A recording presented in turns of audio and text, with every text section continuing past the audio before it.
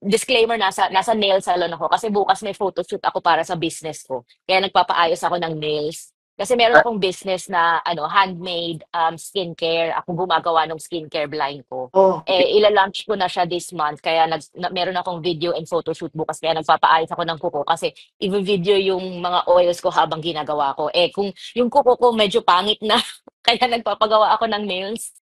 I do it because I want to promote self-care and self-love. Kasi alam mo, Brad, sa MCGI, hindi nila prinopromote yung self-care at yung self-love.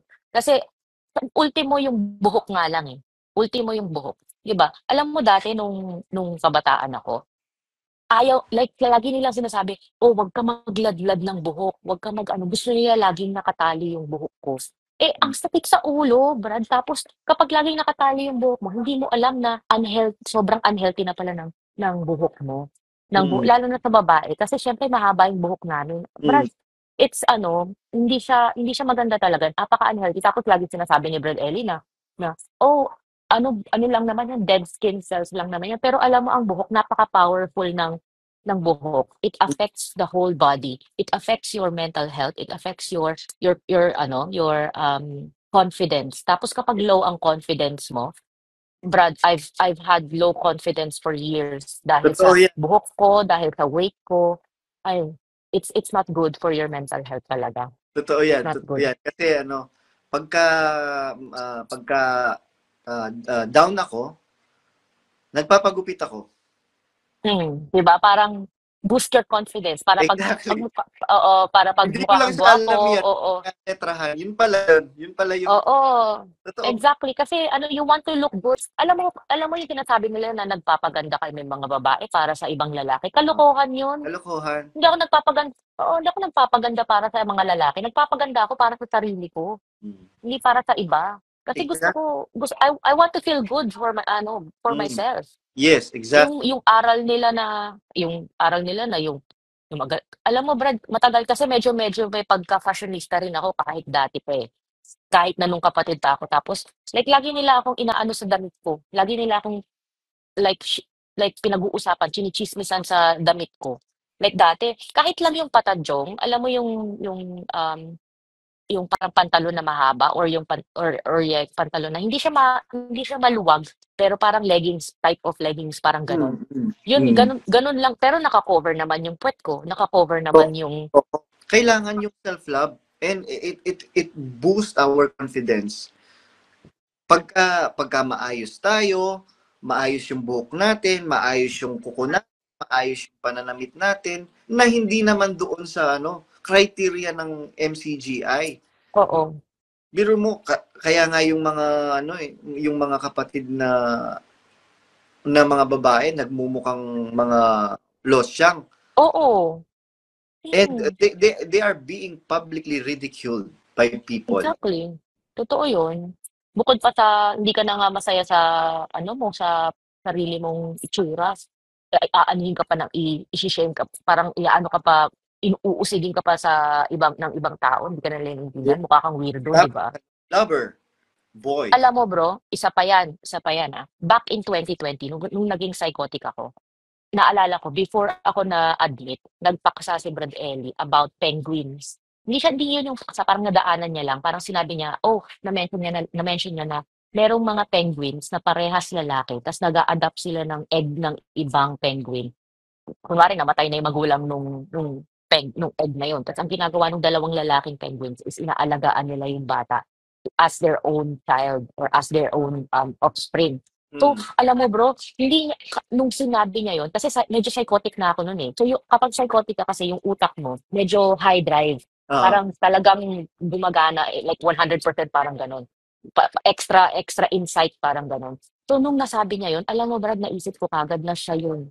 Mm. Naisip ko kaagad kasi yun nung time na yun, yun yung ano, eh, yun yung, inaalagaan niya si John, eh. Ta's naisip ko siya yun, na meron siyang hindi ko pa iniisip na si Yuli yun, pero iniisip Mm. ko na meron siyang kasamang ibang lalaki na nag-aalaga dun sa Yun naman, bata na yun. meron akong Brad, nabasa, 2020 pa yun, ah.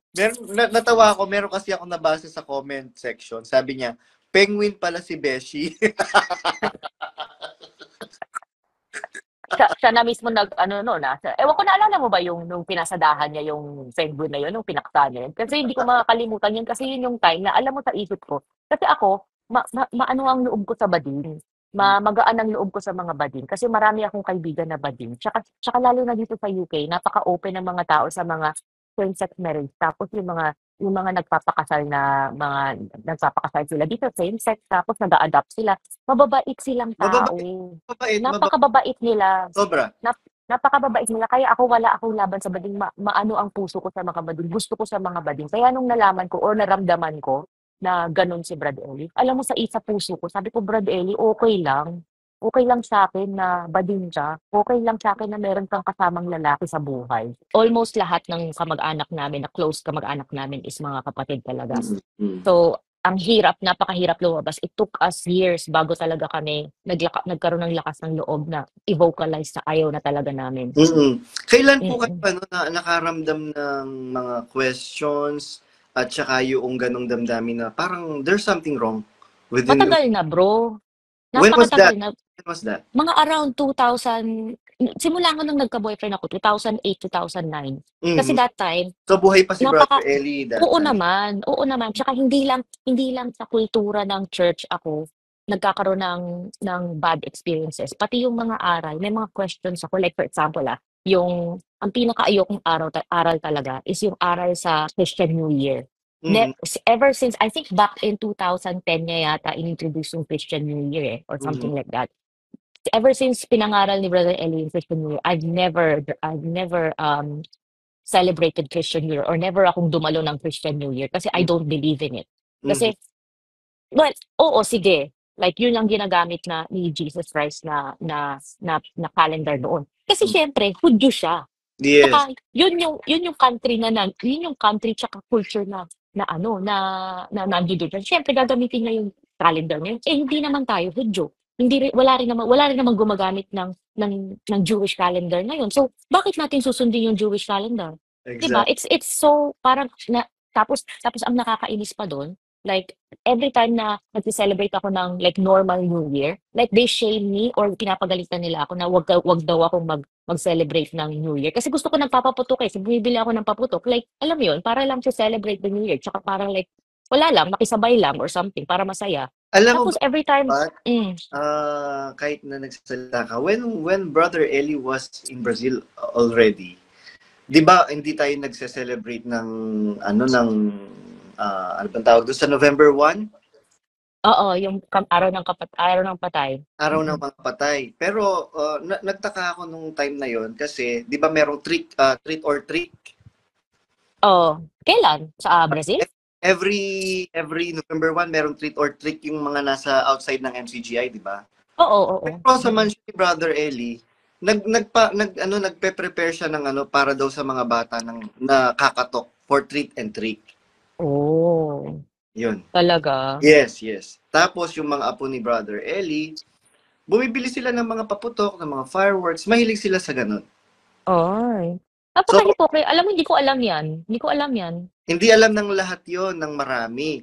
Kaya itinatago nila yon kasi baka daw matisod.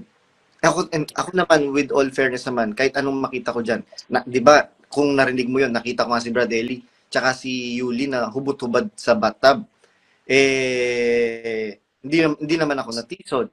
Bala kayo, kahit magtumblingan kayo dyan, wala akong pakialam. Seryoso? Yes, Talaga? yes.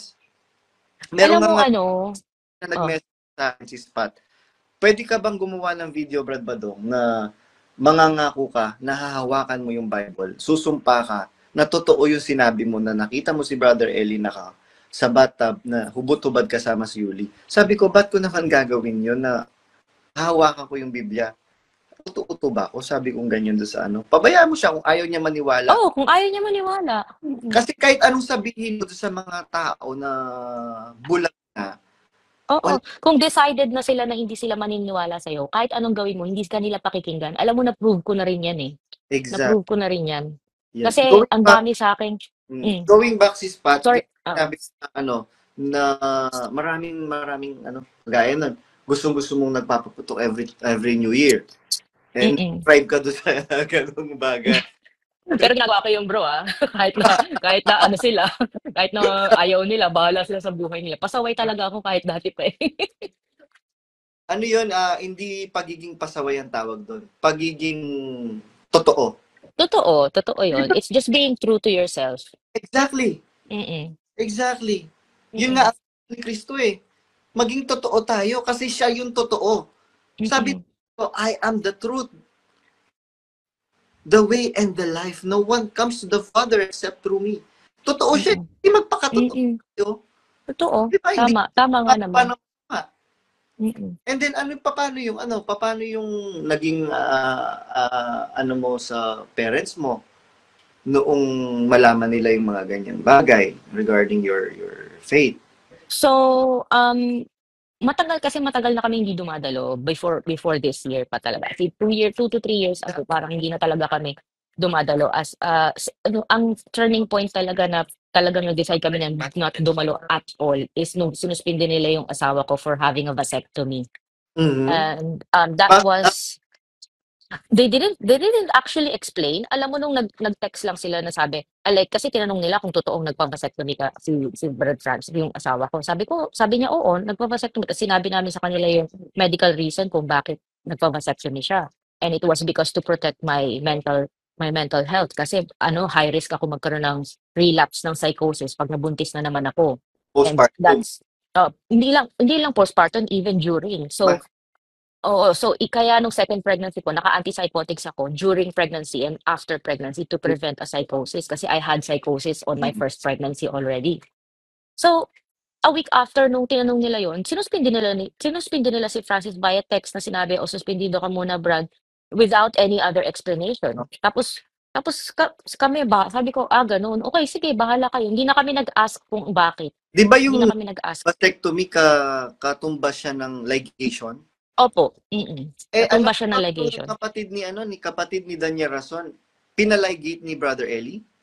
Sino? Really? Kailan? Yes. Isa lang naman ang kapatid ni Danya Rason, si Lisel Kapulong na asawa ni Don, Ah, na mother. bakit siya bakit siya pinaligate? Kasi tatlo na yung anak niya eh. High risk siya sa pag nagbubuntis siya, pag nanganganak siya, high risk yung ano niya. Like physically high risk? Yes. Mm. Tapos nagkakakrung-krung siya pagka nabubuntis siya. Oh, Siya. see? Yes. See? Tapos ito pa.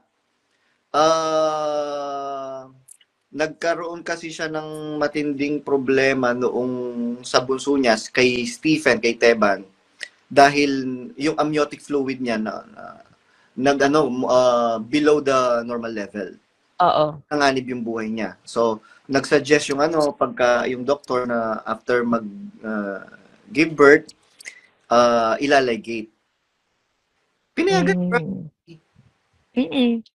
Actually, yung unang decision ko is to do ligation talaga. Mhm. Kaso nabasa ko kasi na mas maraming side effects tsaka magkakaroon ako ng early menopausal symptoms kapag nagpa-ligate ako. Tsaka it's very possible na I get very severe bleeding, So, ang PV nagkakapay bleeding. lang si Brother Francis. Oo, kasi Brad, kapag vasectomy, it's a local procedure tapos wala pa masyadong side effects. So mas mabilis, mas madali, and mas less harmful yung vasectomy kaysa sa ligation. Parang si Drew Arellano. Nagpa-ligate din siya. Kasi parang 5 na yata anak nila eh. Oo, 5 na yung anak. Nag-viral Oo. eh. Meron. Hmm. Ayan, going back, sis Pa, Mm.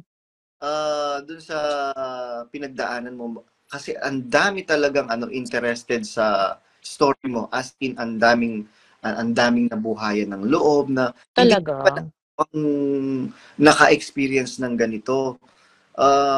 So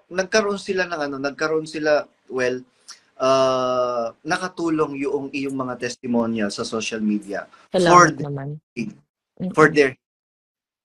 Salamat naman. Kasi alam mo, Brad, ever since I was officially diagnosed with bipolar disorder, I decided, kasi I've had, yung first psychosis episode ko was in 2020 pa, 2021.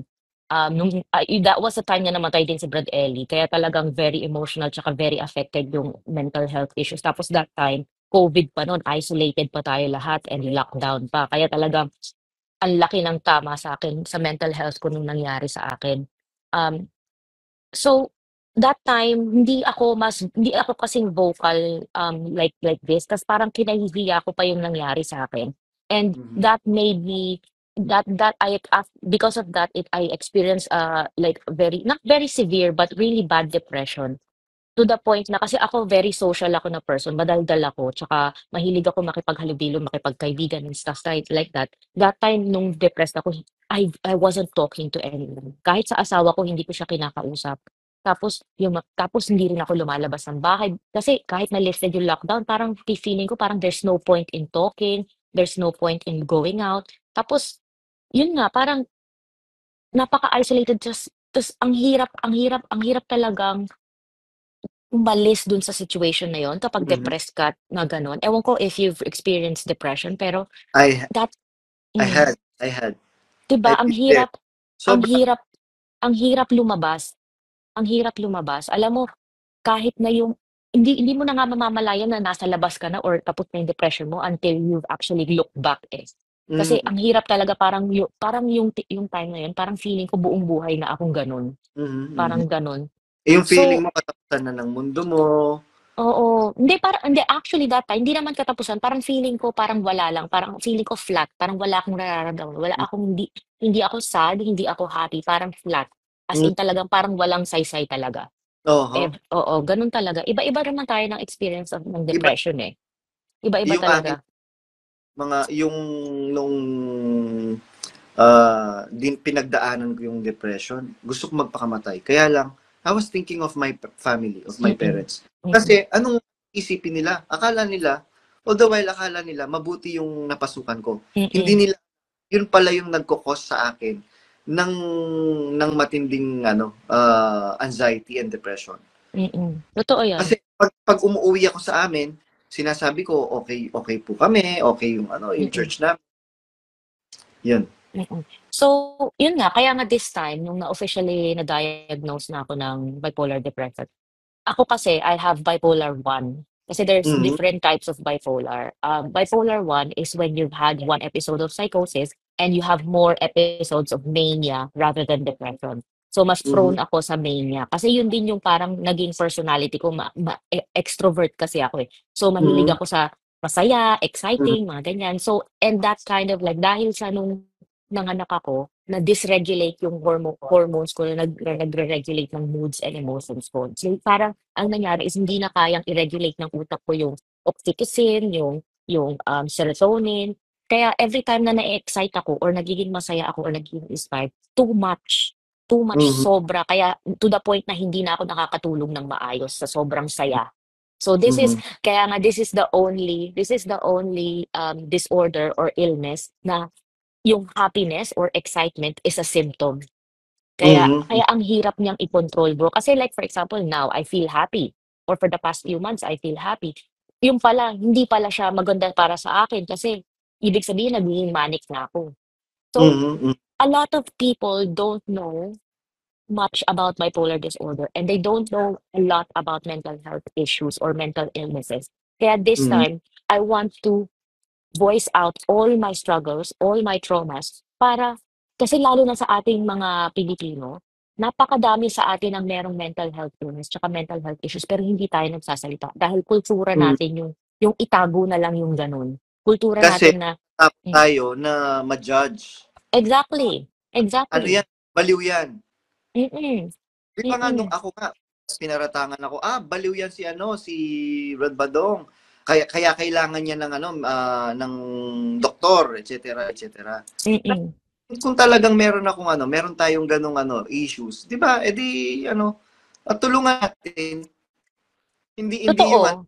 yes, Hindi ikakahiya or aanuhin pa na sasabihin na mahina sa pananampalataya and stuff like that. exactly. Napaka-ano, eh, alam mo Brad, nung after ko while I was having depressions, hindi ko na mahinangad alam niyo ang hangarin ko lang talaga is to ano sorry, kasi disclaimer nasa nail salon ako kasi bukas may photoshoot ako para sa business ko. Kaya nagpapaayos ako ng nails. Kasi meron akong business na ano, handmade skincare. Ako gumagawa ng skincare line ko. Oh, Eh, ila-launch ko na siya this month. Kaya meron akong video and photo shoot bukas. Kaya nagpapaayos ako ng kuko kasi i-video yung mga oils ko habang ginagawa ko. Eh, kung yung kuko ko medyo pangit na, kaya nagpapagawa ako ng nails. oh, wishing you success Kaya, sa business mo, Sis Pat. po, Wishing you success sa business mo. salamat po, salamat po. Even yung business ko, Brad, I do it because I want to promote self-care and self-love. Kasi alam mo, Brad, sa MCDI, hindi nila prinopromote yung self-care at yung self-love. Kasi ultimo yung buhok nga lang eh. Ultimo yung buhok. 'Di ba? Alam mo dati nung kabataan ako, ayaw, like, lagi nilang sinasabi, "Oh, wag ka magladlad ng buhok, wag ka mag-ano." Gusto nila laging nakatali yung buhok ko. Eh, ang sakit sa ulo, Brad. Tapos kapag laging nakatali yung buhok mo, hindi mo alam na sobrang unhealthy na pala ng buhok mo. Mm, Lalo na sa babae. Kasi syempre mahaba yung buhok namin. mm. Brad, it's ano, hindi siya maganda talaga. Napaka-unhealthy. Tapos lagi sinasabi ni Brad Ellie na, "Oh, ano lang naman yan, dead skin cells lang naman yan." Pero alam mo, ang buhok, napaka-powerful ng buhok. It affects the whole body. It affects your mental health. It affects your confidence. Tapos kapag low ang confidence mo, Brad, I've had low confidence for years dahil Totoo sa yan. buhok ko, dahil sa weight ko. Ay, it's not good for your mental health talaga. Totoo It's yan. not Totoo good. yan. Kasi ano, pagka, pagka down ako, nagpapagupit ako. 'Di ba parang boost your confidence para Exactly.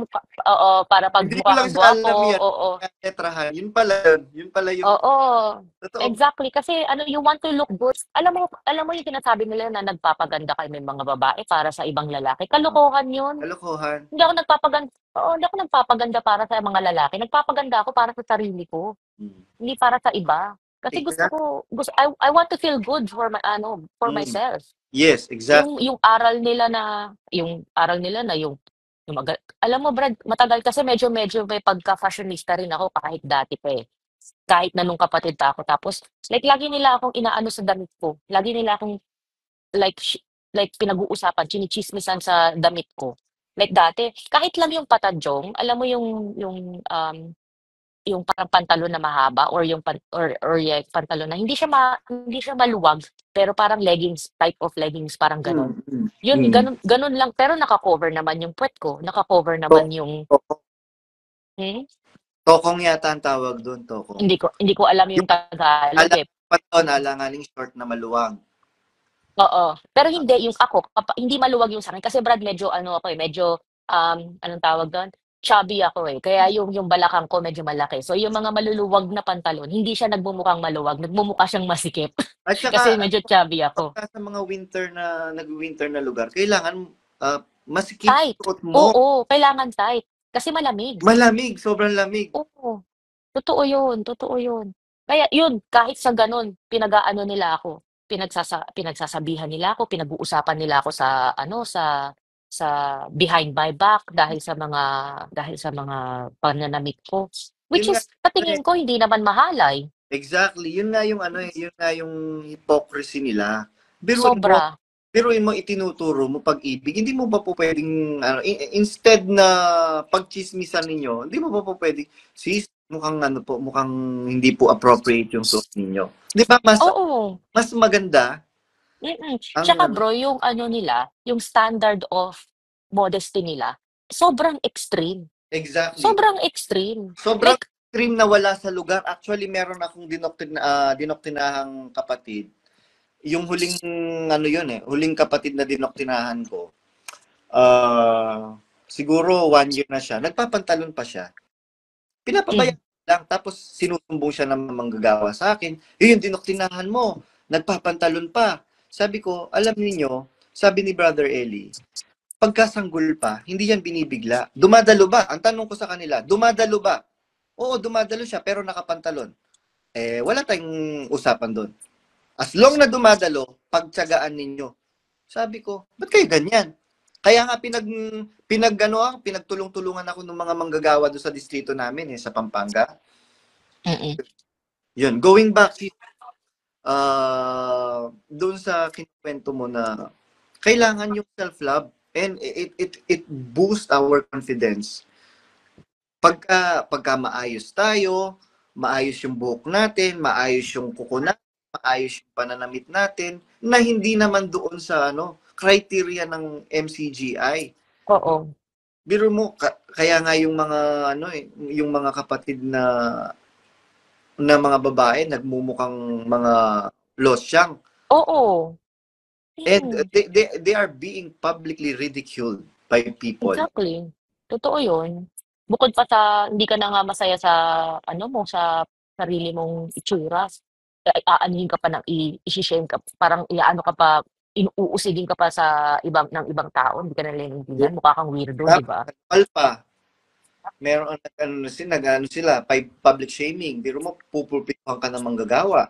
Ay, oo. Ay, Brad, naranasan ko yan hindi lang sa pananamit. Nung naging mag-boyfriend kami ng asawa ko, like, one time magkatabi kami sa lokal. Like, literally, like sa pulpito, sa harap ng mga kapatid, sinabi sa amin, wag, Sis Kisha, Brad Francis, wag kayong magtabi. Like, in front of everyone, Mm. dahil lang sa magkatabi kami sa lokal. Like, hindi naman kami naglalaplapan, hindi naman kami wala naman kami ginagmahalay, magtabi lang kami. Meron Ganon. meron akong friend sis Patricia. Yung friend ko gay siya, pogi. Mm, Pogi yung friend mm, gay. Meron siyang friend na sinama sa KD Rock. Na doon ginawa yung yung pasalamat after lockdown. So mm, sinama niya yung friend niya, na crush niya, na mm, hindi kapatid para maging bisita. Tapos yung mm, worker, si ano yun yung worker, ano ka pangalan nito? Nasa ano yun? Nasa Canada siya ngayon. Sabing ganyan, mm. hindi ka ba nahihiya niyan? Sabing ganyan, napaka-immoral mo. Sabing ganyan na nagsama ka ng lalaki, nanlalalaki ka. Tinanong ko yung Grabe. kwento kasi niya sa akin. Tinanong ko, anong sinabi mo? Sabi ko, isinama ko nga sa pagkakatipon tapos manlalalaki ako. Grabe. Alam mo, Brad, isa pa yan sa mga aral na hindi ako sang-ayon. Kahit noon pa, like tumatanggap sila ng mga bading tsaka ng mga tomboy, pero hindi nila pinapayagang magmahal ng kung sino yung gusto nilang mahalin. Like, dati parang inaano ko pa parang iniintindi ko pa na yun yung ano nila, yun yung tiisin nila sa buhay. Yun yung parang tiisin nila na kailangan nilang tiisin sa buhay. Pero kung iisipin mo, kung mangangaral ka ng pag-ibig, tapos hindi mo hahayaang umibig yung mga taong gano'n, sila na mismo nagsabi na Diyos ang gumawa sa kanila na gano'n sila eh. So Hmm. yung pag-iisip nila na ang mahal nila is same-sex, Diyos din ang nagbigay nun. Kaya Kasi nga hindi Brother naman Eli, nila kaya nga si Brother Eli kaya may nga, lover, boy. alam mo bro, isa pa yan. Back in 2020, nung naging psychotic ako, naalala ko, before ako na-admit, nagpaksa si Brad Ellie about penguins. Hindi yun yung paksa, parang nadaanan niya lang. Parang sinabi niya, na-mention niya na merong mga penguins na parehas lalaki, tapos nag-a-adapt sila ng egg ng ibang penguin. Kunwari, namatay na yung magulang nung egg na yun. Tapos ang ginagawa ng dalawang lalaking penguins is inaalagaan nila yung bata as their own child or as their own offspring. So, Hmm. alam mo bro, hindi nung sinabi niya yun, kasi medyo psychotic na ako nun eh. So, kapag psychotic ka kasi yung utak mo, medyo high drive. Ah, Parang talagang gumagana, like 100% parang ganon. Extra insight parang ganon. So, nung nasabi niya yun, alam mo Brad, naisip ko kagad na siya yun. hmm. Naisip ko kagad. Kasi yun nung time na yun yung yun yung inaalagaan niya si John eh. Tas naisip ko siya yun, na meron siyang hindi ko pa iniisip na si Yuli yun, pero iniisip Hmm. ko na meron siyang kasamang ibang lalaki na nag-aalaga dun sa bata na yun. Meron akong Brad, nabasa. 2020 pa yun, Mm. Natawa ako, meron kasi ako nabasa sa comment section. Sabi niya, penguin pala si Beshi. Yun nga, siya na mismo nag-ano no na, ewan ko naalala mo ba yung nung pinasadahan niya yung penguin na yun, nung pinakta niya yun? Kasi hindi ko makakalimutan yun kasi yun yung time na alam mo sa isip ko. Kasi ako, maano ang loob ko sa bading. Magaan ang loob ko sa mga bading kasi marami akong kaibigan na bading. Tsaka lalo na dito sa UK, napaka-open ng mga tao sa mga same-sex marriage. Tapos yung mga nagpapakasal sila dito same-sex tapos nag-a-adopt sila. Mababait silang tao. Mababait, mababait, Napakababait nila. sobra. Napakababait nila. Kaya wala akong laban sa bading. Maano ang puso ko sa mga bading. Gusto ko sa mga bading. Kaya nung nalaman ko or naramdaman ko na ganun si Brad Ellie, alam mo sa isa puso ko, sabi ko, Brad Ellie, okay lang. Okay lang sa akin na bading siya. Okay lang sa akin na meron kang kasamang lalaki sa buhay.